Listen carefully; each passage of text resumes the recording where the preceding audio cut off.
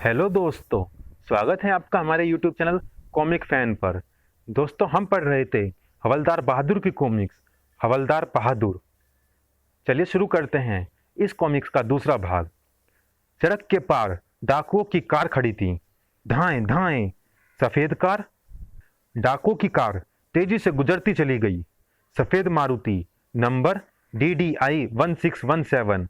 तीन आदमी, एक गंजा, दूसरा मोटा और तीसरा खंबे की तरह लंबे कद का। तभी P P P P Bahadur Singh लपक कर निकट पहुंचे।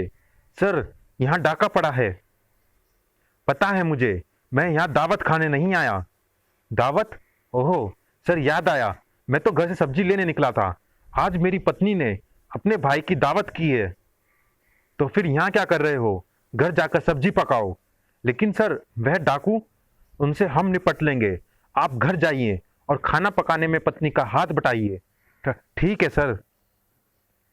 बहादुर सिंह जब घर पहुंचे तो काफी निराश थे। इंस्पेक्टर साहब हर समय मेरी बेइज्जती करते हैं।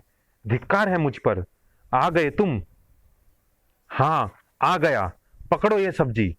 फेंक क्यों रहे हो? तुम्हारा दिमाग तो ठीक है। और जब उसने सब्जी देखी, यह क्या उठा लाए? मैंने सीताफल मंगाया था और तुम कद्दू लाए हो। अब यही पका ले।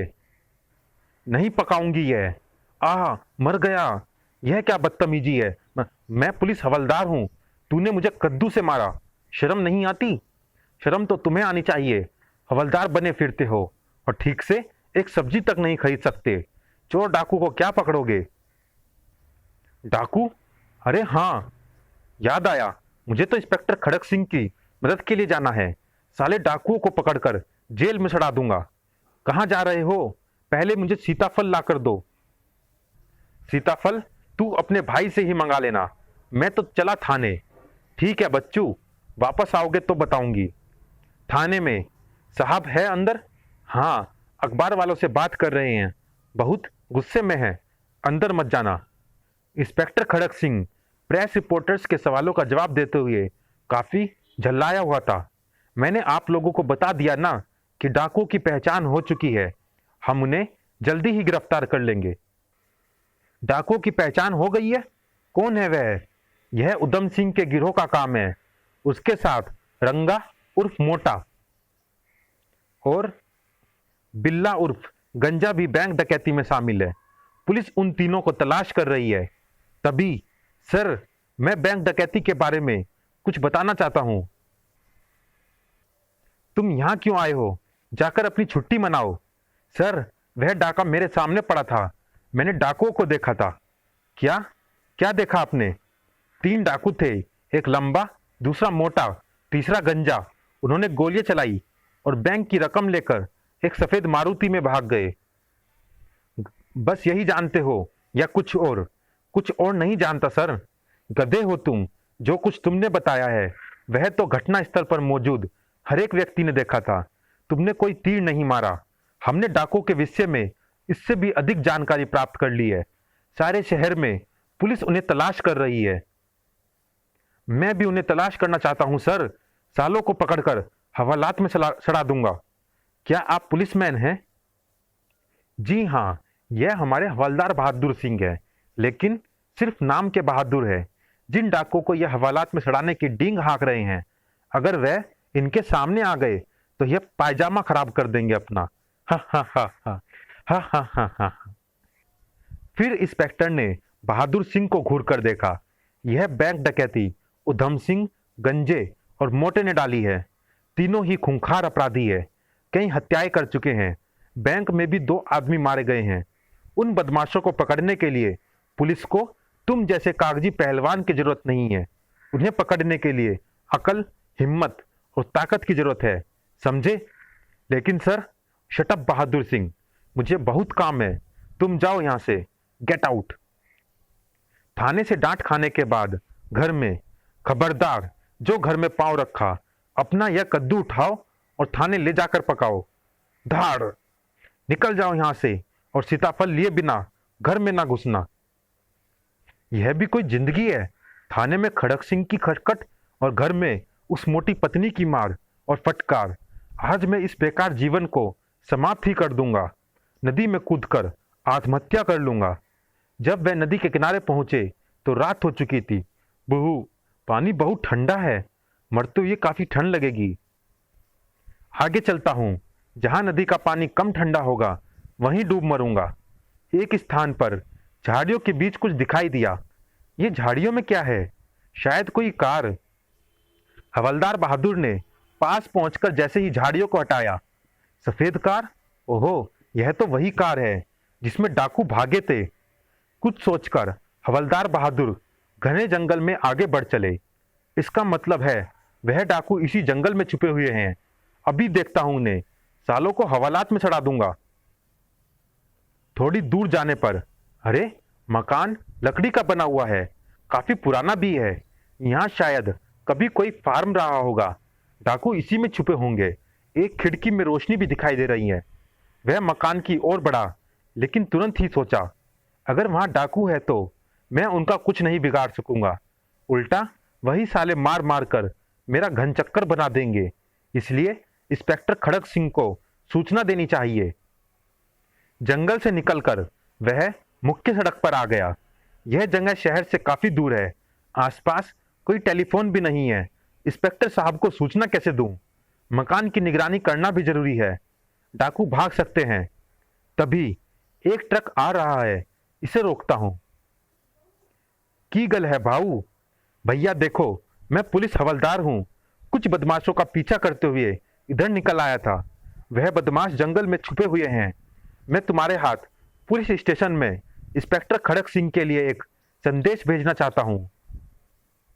ट्रक ड्राइवर के हाथ संदेश भेजने के बाद अब मैं उस मकान की निगरानी करूंगा।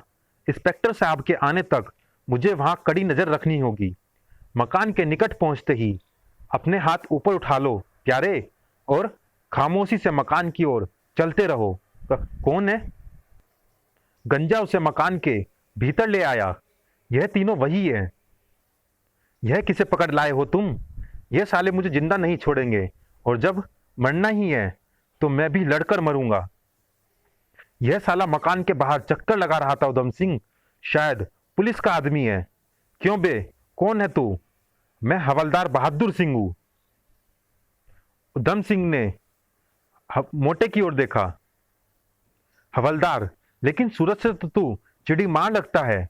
खैर, यह बता यहां तक कैसे पहुंचा? मैं तुम्हें गिरफ्तार करने आया हूं। जब तुम बैंक में डाका डालकर भागे थे, तभी से मैं तुम तीनों का पीछा कर रहा था। उधम सिंह ने बहादुर सिंह ने बिना सोचे समझे ही मूर्खतापूर्ण झूठ बोल डाला। उधम सिंह ने मोटे की ओर देखा। कमाल हो गया यार, हम तो समझ रहे थे कि हमने पुलिस को धोखा दे दिया है, लेकिन यह पायजामा छाप हवलदार तो हमारा भी बाप निकला। क्यों बे, तू अकेला ही यहां तक आया है? मैं तो घर से मरने के लिए ही निकला हूं। अगर यह मुझे नहीं मारेंगे तो मैं आत्महत्या करके मरूंगा। अतः बेहतर यही है कि इनके हाथों शहीद हो जाऊं। उस सूरत में कम से कम आत्महत्या का तो पाप नहीं लगेगा। गुस्सा दिलाता हूं सालों को, ताकि मुझे तुरंत गोली मार दे। तुम तीनों के लिए मैं अकेला ही काफी हूं सालो। साले पिद्दे, बकवास करता है। ताड़। लेकिन बहादुर सिंह ने भी कमाल की बहादुरी दिखाई। शायद इसलिए कि वह मरना चाहता था। मुंह तोड़ दूंगा साले। तभी आई, गोली मार दू इसे। अभी नहीं, शायद इसके साथ और भी कोई आया हो। पहले तुम बाहर जाकर चेक करो। गंजा फिर से बाहर चला गया। तुम इसे उठाकर ऊपर वाले कमरे में डाल आओ और बाहर से दरवाजा बंद कर देना। मोटे ने बहादुर सिंह को उठाकर कंधे पर डाला। अचानक ही बहादुर सिंह को होश आ गया था। शायद सिर पर चोट हल्की ही लगी थी। पिस्तौल अगले ही क्षण, आहा! मोटे ने घबराकर उसे गिरा दिया। धाड़! नीचे गिरते ही धाएं! कुछ देर बाद गंजा बाहर गया होगा। भीतर से दरवाजा बंद कर लेता हूं। तभी बाहर से गंजे ने दरवाजा पीटा। खट खट। उधम सिंह, मोटे, दरवाजा खोलो। गोलियां क्यों चला रहे हो? गंजे के पास भी पिस्तौल है। वह मुझे खिड़की से गोली मार सकता है। ऊपर चलता हूं। ऊपर भी एक कमरा था। खिड़की से गंजे को देखता हूं। दरवाजा तोड़ रहा है। गोली मार देता हूं साले को। बहादुर सिंह गोली चलाने के लिए खिड़की पर कुछ ज्यादा ही झुक गया था। परिणाम स्वरूप वह खिड़की से बाहर लुढ़क गया और सीधा नीचे खड़े हुए गंजे पर जाकर गिरा। धाड़! आह! दोनों ही बेहोश हो गए थे। और जब बहादुर सिंह को होश आया, मैं कहाँ हूं? तुम बिल्कुल सुरक्षित हो बहादुर सिंह। डाकुओं से अकेले ही भिड़कर तुमने कमाल कर दिया। पुलिस को देखते ही बहादुर सिंह अकड़ गया था। इंस्पेक्टर खड़क सिंह उसके निकट आया। मुझे तुम्हारा संदेश मिल गया था, लेकिन हमारे आने से पहले ही, हाँ, आपके आने से पहले ही मैंने डाकुओं को ठिकाने लगा दिया।